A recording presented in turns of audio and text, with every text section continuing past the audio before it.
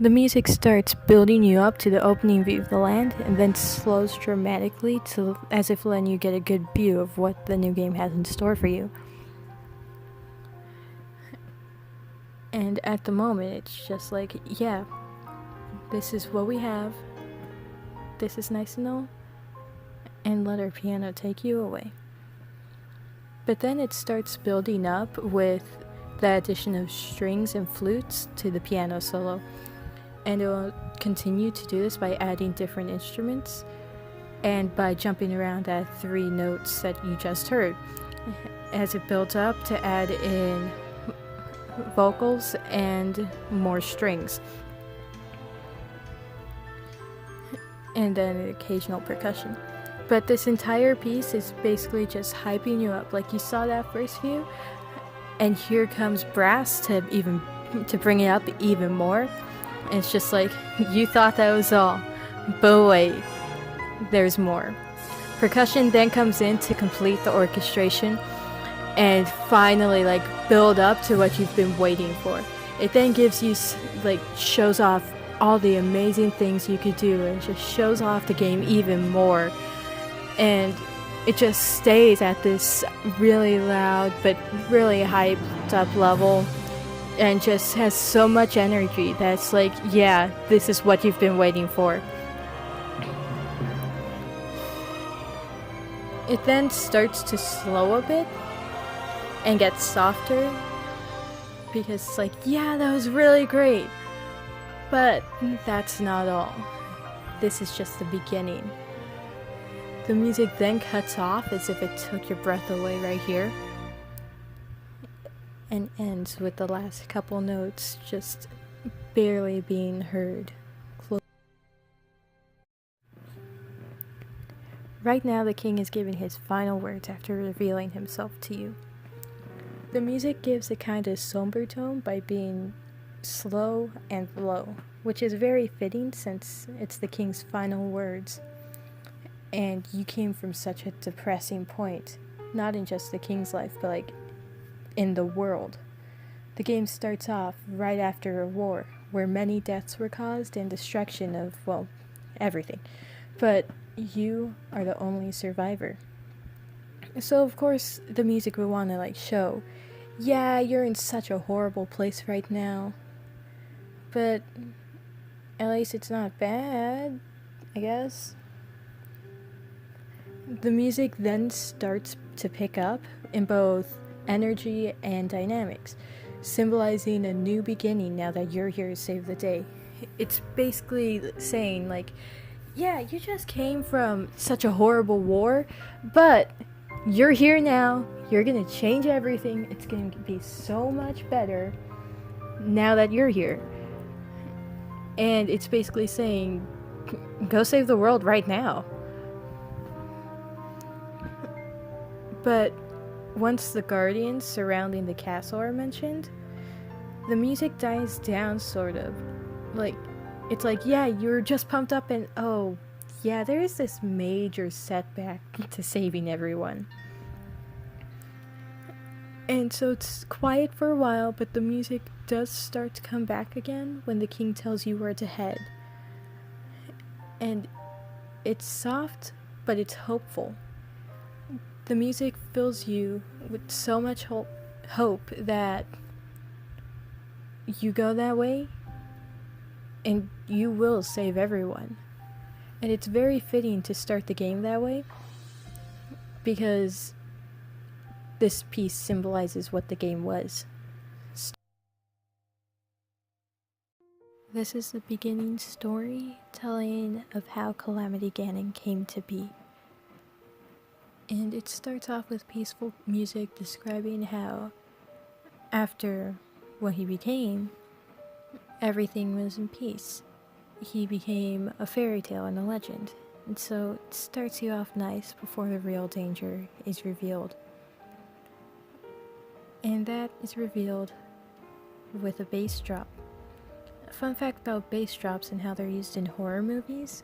A lot of times in horror movies they'll put a bass, a really, really low note that you can't hear, to just rattle your soul and get you scared. That's kind of what this music is doing. it's putting low notes to definitely get to your soul, but also to show that there's that underlying danger that everyone doesn't know about.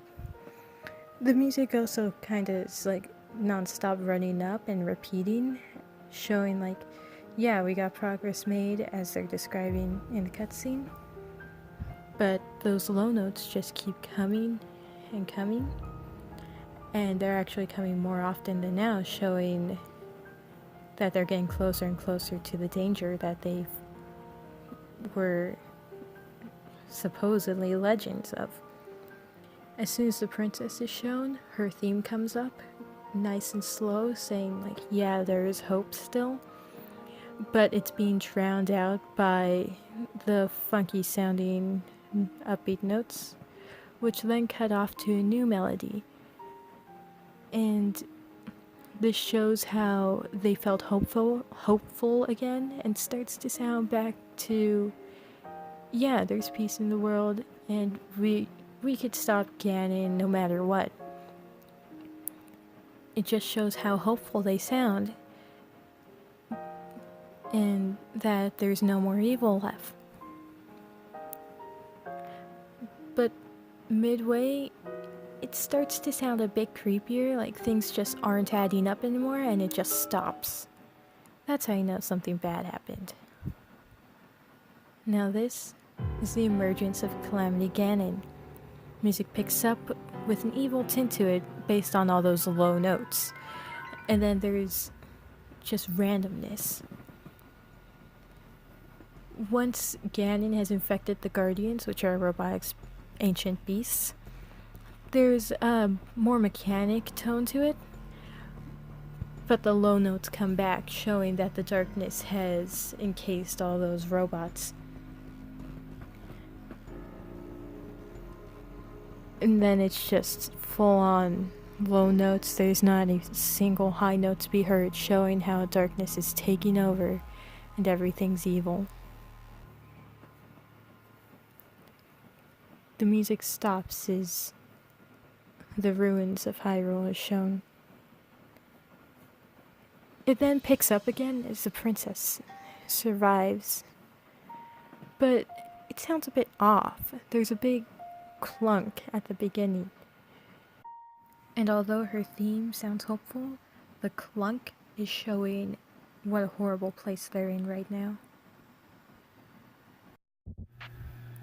This is the battle theme which occurs in the overworld anytime you encounter an enemy. At the moment, it's starting out kind of like a warning, like, hey, you're close to a monster. Once you hear this, you know, like, you're within distance or something. And once you hear those scissors and the horn, it's like, warning, you're getting way too close. They might see you.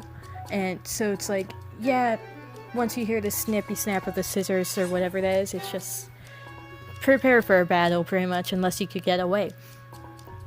And it stays as that warning. It's just kind of like, it sounds like it's freaking you out, like, hey, don't want to get any close. And right here, that's the realization, the monster found you, so now he's chasing you.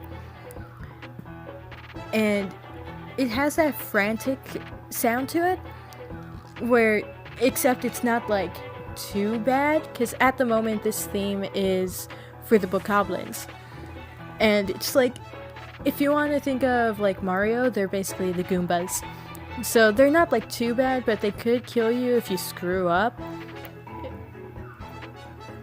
And the cool thing about the battle theme is that it all starts out with that warning you heard beforehand, but it cuts to a different theme based on which enemy you're fighting. So like I said, at the moment this is the Bokoblins theme, where it sounds like, yeah, he's not that bad, but they're still fighting you at the moment. And so this plays like, this is the horseback theme. So basically the Bokoblins on the horse chasing you and trying to run you over, either with the horse or happening to hit you while he runs by with whatever weapon he has. And so if you're fighting a horse, Bokoblin on a horse, then it cuts to this theme instead of the Bokoblin theme you heard earlier. And the different tune of the horns is how you can know that, oh yeah, this is a lot more dangerous than what was before. And the music also sounds a lot more frantic than before because, yeah, now they're like Koopas compared to Mario. So they could kill you still. Like, still kind of like basic, but they could still do a lot of damage.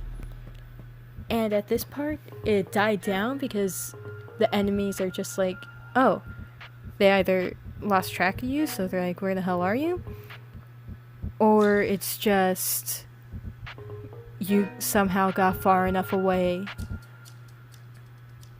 but they're still close enough to come and kill you. And this is actually the Lizalfo theme, because you could tell because it has that kind of underwatery tone, but I think that's a marimba, because it sounds as low as a marimba, and just those really bassy notes that you could barely hear gives that underwater feeling. And so the monster Lizalfo just found you again, and it's a slight difference from the previous one, but every sound you hear is kind of muffled, as if you were underwater. And so at the moment you're just fighting the Lizalfo now, and Lizalfos are a lot more dangerous because they're more like long distance. So they're, sticking with the Mario references, they're like bullet bills except a lot faster.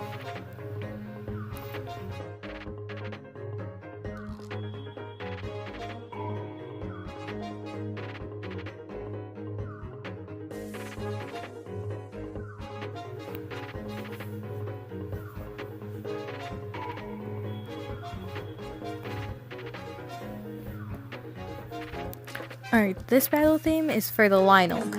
It is the most dangerous thing other than any boss enemy around the field or guardians. And it's very frantic, as you could tell. It's just like, get out of there right now, he's definitely gonna kill you. Unless you're somehow skilled enough to fight him. But this is just like very frantic, way different than anything else that you've heard before. And it's just, as soon as you hear this, you know you're in trouble. Either get out there fast or defeat it, but either way, be prepared to die a lot. And the horns in the background are just like, warning, warning, you're dead. It sounds very pessimistic, but but it's true. Because he is, like I said, the most dangerous enemy. But now it cuts back down as if, like, you're surrounded by some other enemies and they don't know. Like, you ran away from Lynel, and now you see a sleeping Moblin. This is actually the tune it plays for that. And it's like, the snappy scissors are like, warning, you're getting close. You might wake it up. Please don't. But if you do, it's your fault. And that was kind of like, yeah, trick's on you. He's kind of awake. Like, as if he was starting to stir. But unfortunate for you, he just woke up. And now you're fighting the Moblin. The Moblin is, like the same dumbness as the Bokoblin, but it's like way bigger, so it has a lot more range to hit you with, and can literally knock you off your feet and send you flying hundreds of miles. So this battle theme is basically just, it's not as frantic as the last one, which was, you know, get lost or get killed, but this one's still like, it's kind of like a lazy frantic. As in, like, yeah, you better run. I'll get you in a bit. Or not. But still, like, poses a threat.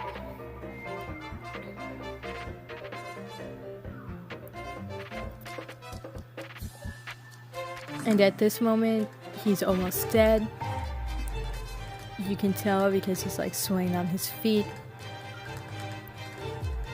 But there are more moblins surrounding you, so not your best place to be.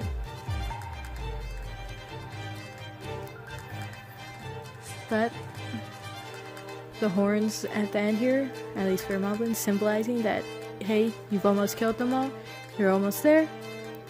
And then at the end,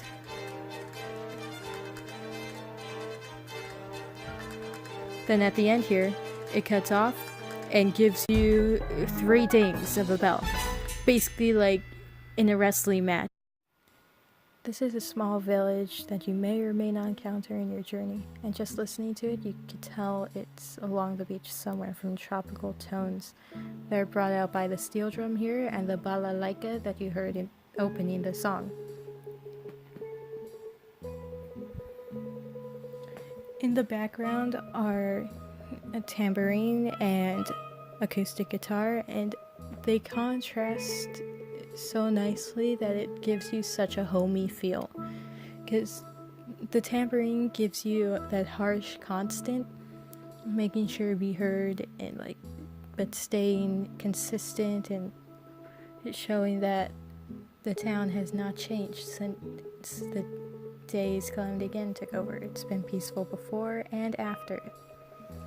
Meanwhile, the guitar gives a more mellow and more of the homey feel than the tambourine does, showing that they'll welcome anyone, anytime, and that they'd love to have people over. The flute solo here that just took over from the steel drum gives it a more natural tone, and kind of showing that the town is more in tune with nature than any others would be, which is very fitting, since anytime you want something to sound more natural, you would include the use of woodwinds, because woodwinds are made of wood most of the time, hence their name. And since they're made from nature, they give such a more natural sound than like a brass instrument or string or anything else. And so that, like I said, shows that the village is more in tune with nature than any others you've come across so far.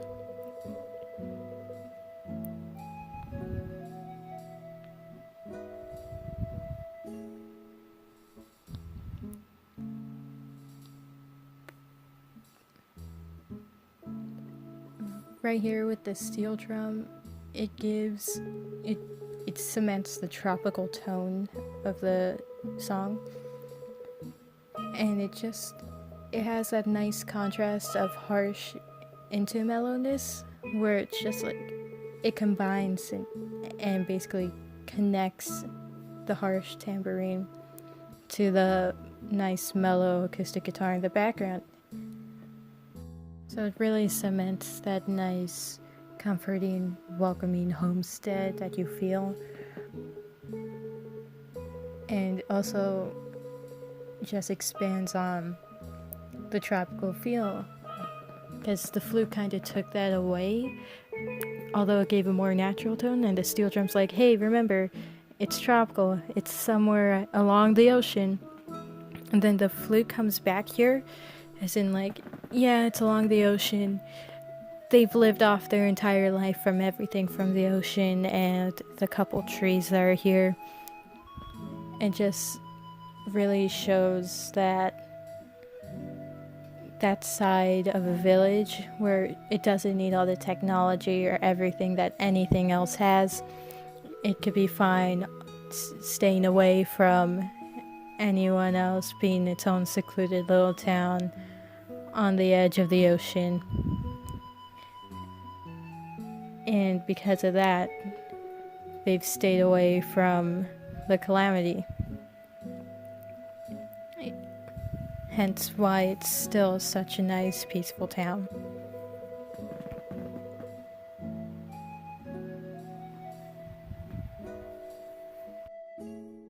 Vah Medoh is one of the 4 divine beasts that you'll have to fight in order to get to your dungeon.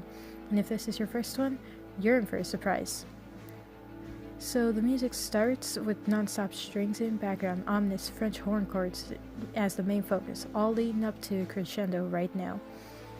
This crescendo packs a nice punch and also starts giving off a Star Wars-like vibe, or just anything up in the sky, which is really fitting because this is the bird Divine Beast, and like all birds, it's flying.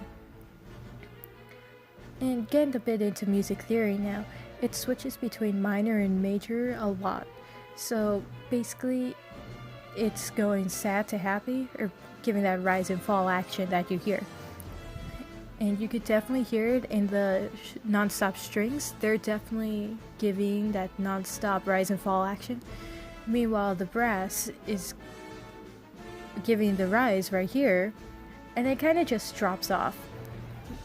But right here, the Rito Village theme comes in, which is what the Divine Beast used to protect. And it's very fitting because it's saying, hey, this is still the protector, and it's always going to be the protector, but then the Death March comes back in to show that it was forcefully turned from its good ways. And this orchestration just really sounds nice, epic, and majestic. It's definitely preparing you for a battle and feels like you're on your way to something great. And back to the rise and fall thing, it's also kind of cool because as you're listening to the rise and fall, you yourself, as you're fighting it, are also rising and falling, because the way to fight it, you have to fly up and then fall low enough to hit it before flying back up before it hits you. Which is really cool, incorporating the rise and fall mechanic in the music and gameplay. It then goes back to the Rito Village theme saying, hey, you can save us, you can make it good again, make it the true protector that it really is, if you could get rid of this darkness that's possessing it.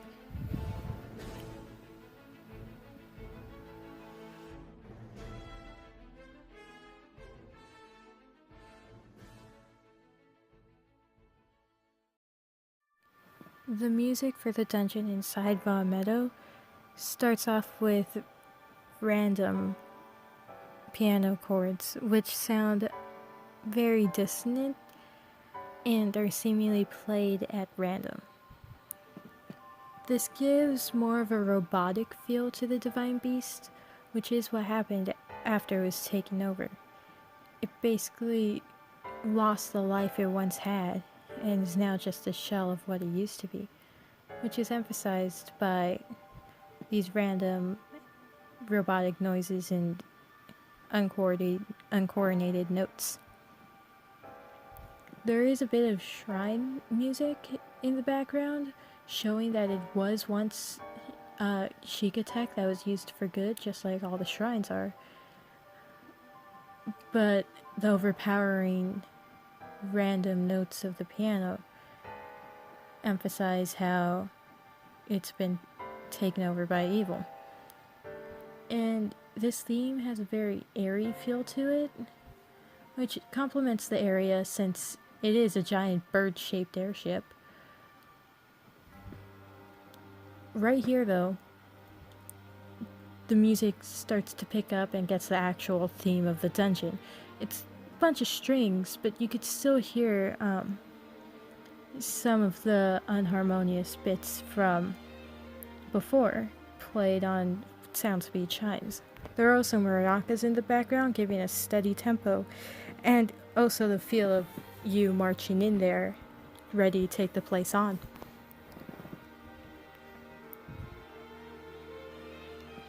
And something that you notice is, although it sounded very random and robotic, as you get terminals, which are basically checkpoints in the dungeon, more instruments are added and you finally start to hear an overall melody.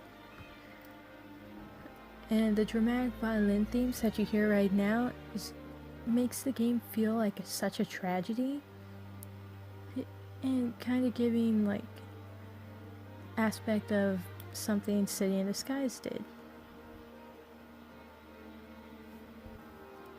It just really makes you feel the distress and pain that the Divine Beasts are in, since they're all hollow and mechanical now without a soul. And as you're collecting the checkpoints and getting more instruments, you're also giving more life back to the divine beast.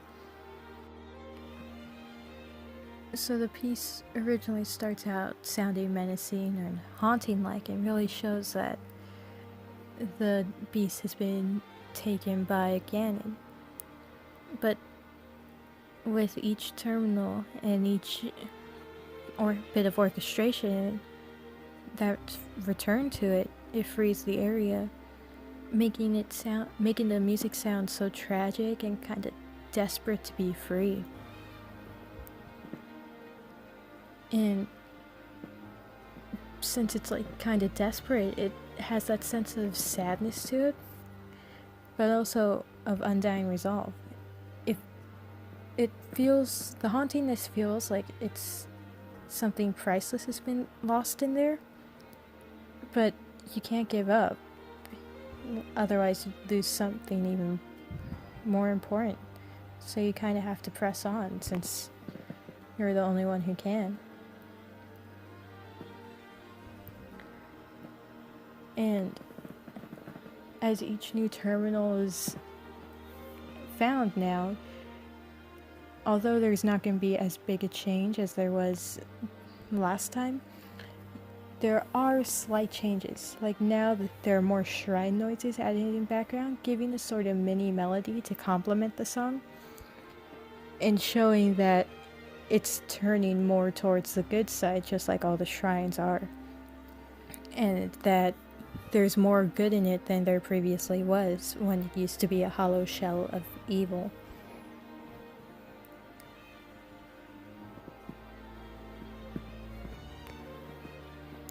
And just like when you were fighting the divine beast, inside it also has that sense of rise and fall.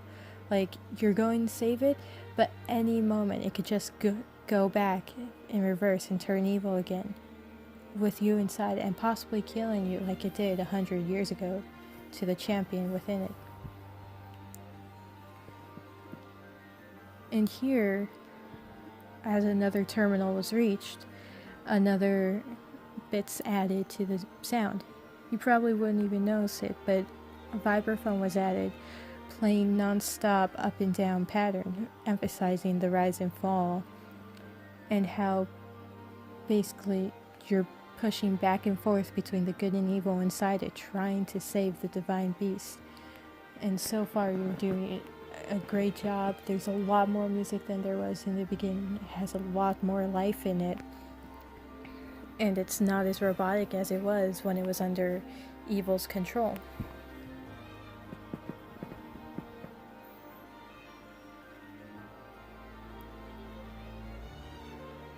The music altogether feels like it's pushing you to do something, like to save something that you don't know about. But the occasional chime hit in the background seems like an alert or warning, giving you a feeling of dread. Although it's more alive, right here, it builds up to the boss, and although it's more alive, there's that hidden message showing that the evil is coming, and it's here right now to stop you from saving it. It changes to a more adventurous theme, and making you look around and look behind your back, trying to find whatever that evil is, and try to put an end to it.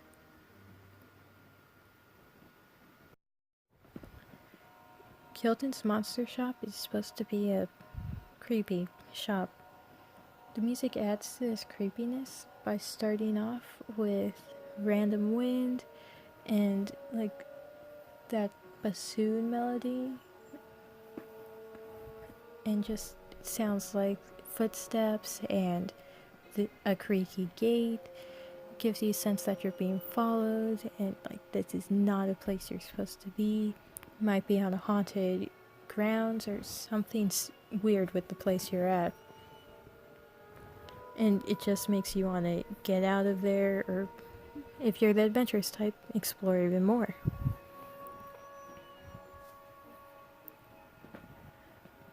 The seemingly random notes then become steady eighth notes as the song progresses, and the bells playing give a sort of comforting feeling, which explains the monster shop perfectly. Although it's a monster shop and sounds like it would be creepy, the guy running it isn't that scary. He's just a nice guy who wants to share his love of monsters with everyone else. And so the bells and that sense of comfort was to show you, like, hey, it's not scary, he's just a really nice guy. And after that, there's just kind of this underlying sense of warmth with the song, even though it went back to its creepy ways with the random bits and pieces everywhere and the squeaky gate. You know that he's not scary, he just wants to share his appreciation. And instead of the low notes the bassoon was playing earlier, it's now up a couple octaves, so it sounds nice and high, or at least it's high for a bassoon, making it not as creepy. The bells come back again, confirming that comfort, saying it wasn't just trying to pull your leg, he really is nice. And he's just not trying to scare you at all, he wants you to actually join him. But since it is a monster shop, there will always be that underlying sense of fear and creepiness that will always be around, no matter how long you're with him or how much you get used to it. And at the end, it's just those random noises again, and those footsteps, and like making you look over your shoulder, feeling as if you're being watched again. Hyrule Castle's music gradually fades in.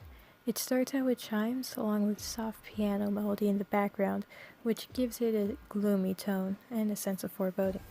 The percussion sounds like an army marching up to the castle, getting ready to take it back, and it gets progressively louder and louder, up until a suspended cymbal whooshes in, as if revealing what's behind a curtain. It then introduces low brass, giving a somberness to the piece by playing the main theme, but slowed, making it sound more sinister than it's used to. The low brass then change from a slow main theme to the villain's theme, which gives an unsettling feeling. It also gives you a feeling that the villain knows that you're there and that he's prepared to take you on. It then changes back to the main theme, but back to how we're used to, with faint eighth notes in the background, showing true chaos that you're heading into. The music seems to be more upbeat though, trying to show that you're the hero, you're here to save the day, while hiding the eighth notes in the background, which then are emphasized right here, showing that the evil is trying to fight back, and it gives a kind of sense of back and forth between the hero and the villain. The music then tries to distract you by playing the theme of the game, making it feel like a huge accomplishment for coming this far. And then it expands into a more heroic theme that feels like you actually made it, instead of the game kind of taunting you, saying, "Ha, you made it, yeah, but you're gonna die." And with this more heroic theme, there is no sense of the evil impending doom that awaits you. Like, there are occasional descending eighth notes that give a hint to the darkness, but otherwise it's all nice and bright for the hero. Up until these eighth notes lead you back down into the chaos, giving more of a melancholy feel and kicking you back down to where you started. And from then, it's kind of a back and forth between the hero and the villain's theme. Right now is slowed hero's theme as earlier, giving soberness back to the piece, but it chromatically descends with the villain's theme again, and it's foreshadowing the back and forth you'll have in the final battle. And the music's basically saying, who's going to win, the hero or the villain? And although your trek up to the villain gives more of a hero's theme, being bright and optimistic, there's always that underlying sense of the chromatically falling eighth notes saying, what if the darkness prevails? It already won in the beginning. What says you're gonna change it now? And the villain's theme is overshadowing again, but it finally goes back to the hero's theme. And all of the evil is forgotten once more.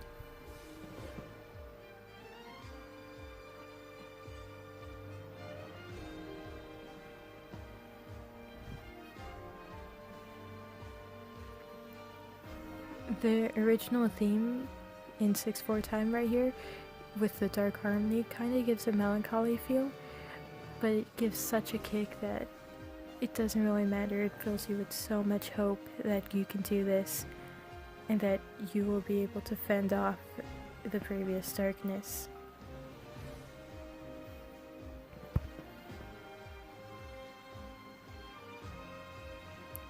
At least until you get closer to where the final boss is, and those chromatically falling eighth notes just keep getting louder and louder, and now it's all subdued as you enter the final boss.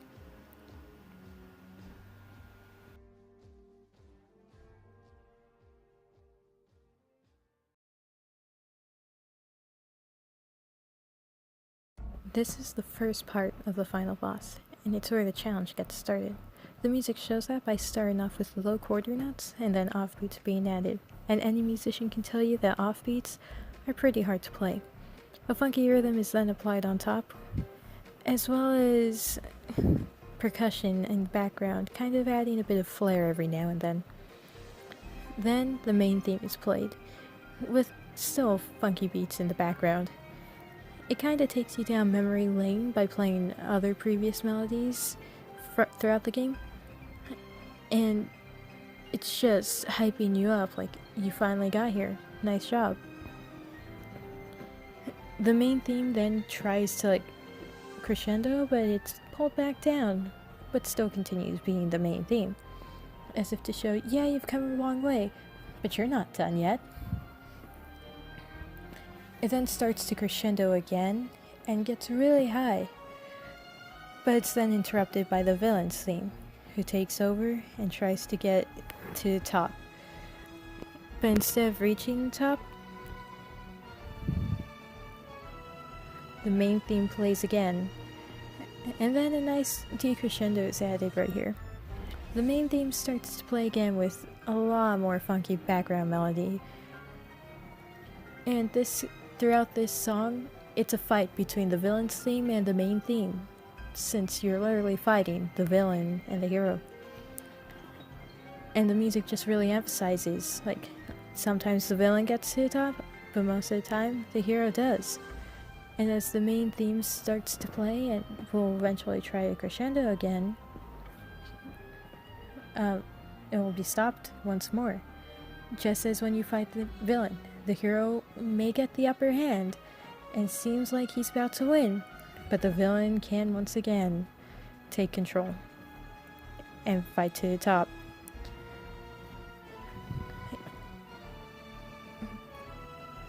But as in the video game, the hero will always prevail.